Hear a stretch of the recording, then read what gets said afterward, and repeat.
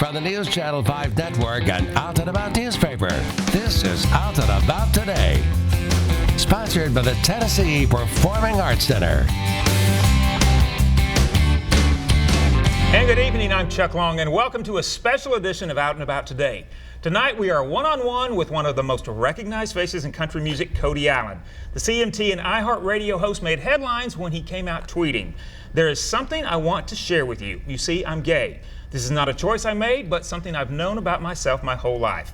We're going to find out what life has been like before, during, and after that announcement with the man himself. But first, a look at Cody in action. Every time I see you, we're doing something awesome. You're out on the road, somewhere on a beach tour with Dirk Bentley, Mexico with Sam Hunt. We are in Texas. You're going to be the hardest working man in radio. I mean, you make Ryan Seacrest look like a slacker. I think I look better in your hat than you do. It's not hard. You have called yourself like the ultimate cat lady. Maybe not the ultimate. I secretly want to be one of your background dancers. Do you feel like I sound like an idiot? Sometimes. You're better now. All right, that looks like a lot of fun. So welcome, Cody Alan. It's great to have you here with us. It's good to be here. That guy looks so cool there. I'm impressed. I want to meet him. I want to meet him. Yeah. We'll introduce you to him sometime. Okay, all right, good. All right, so we've got a lot to talk about. So a lot's been going on in your life this past year. It really has. So let's kind of journey back, though, kind of from the beginning. So you grew up South Carolina, small town South Carolina. Grew up a small town boy in South Carolina. No, Columbia, South Carolina is where I was born and grew up and spent my childhood, and it was really good. I mean, I had a great childhood, mostly suburban, cul-de-sac sort of life. Yeah.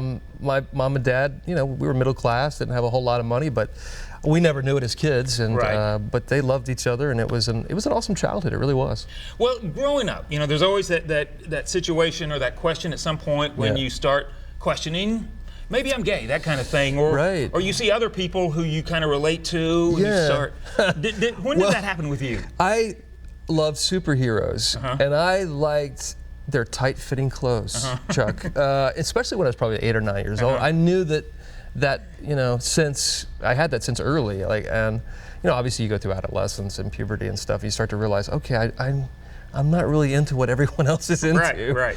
And so for the longest time, I really played it straight and went along with what I thought I was supposed to do, while at the same time realizing like I had this feeling that I kind of thought was forbidden.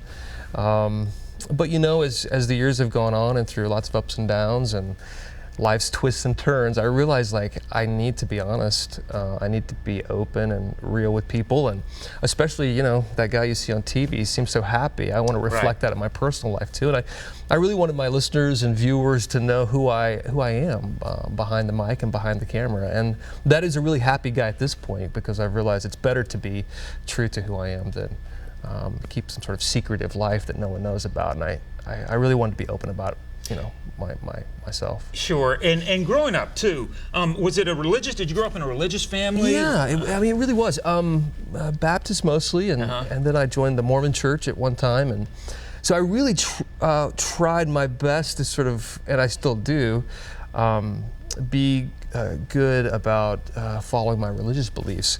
Realizing that I've always felt there is a God, and I still realize there's a higher power, something greater than me. But I think when you're taught that way and you grow up that way, you think there's only one way, and the truth is that God, I think, loves all of us and is accepting and open to each one of us, because we're all different.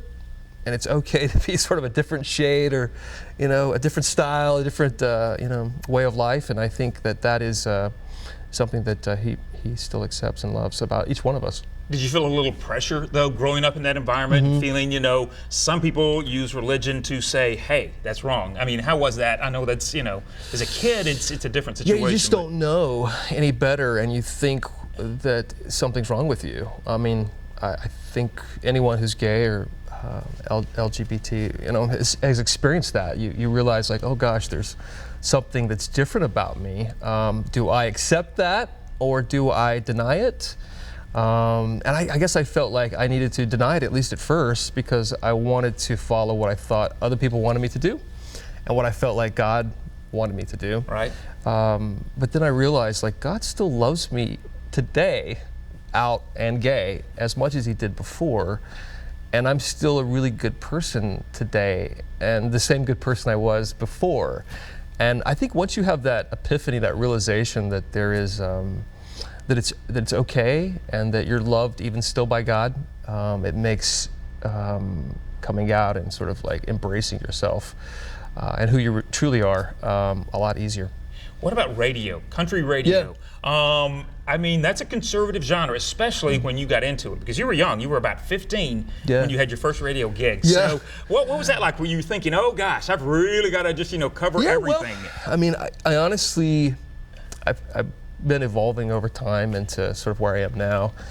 And I think in the beginning, yeah, you're super scared. Like, oh gosh, if anyone found this out about me, would it be, would they think differently? Right. Would they not like me as much on TV or on radio or whatever? And I think, for me personally, I just realized, like, okay, at some point I have to acknowledge this, because it's not going away, and it is my reality. And by the way, I'm happy in this reality. Right. And I think people in country music, and all people should know that it's not a negative. It is very much something that enhances my life and has made me who I am. So realizing that and coming out has actually been a really just obviously a weight lifted, but also a really great experience. And I did think about all those people who listen to me or watched on TV who maybe like country music and are gay.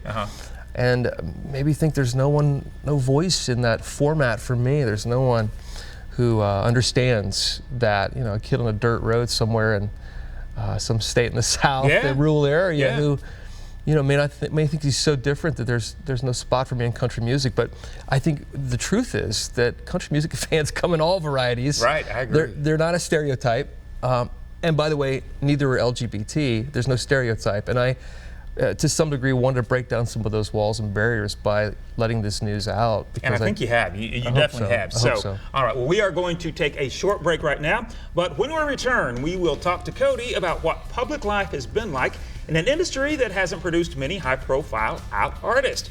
You're watching a special edition of Out and About Today.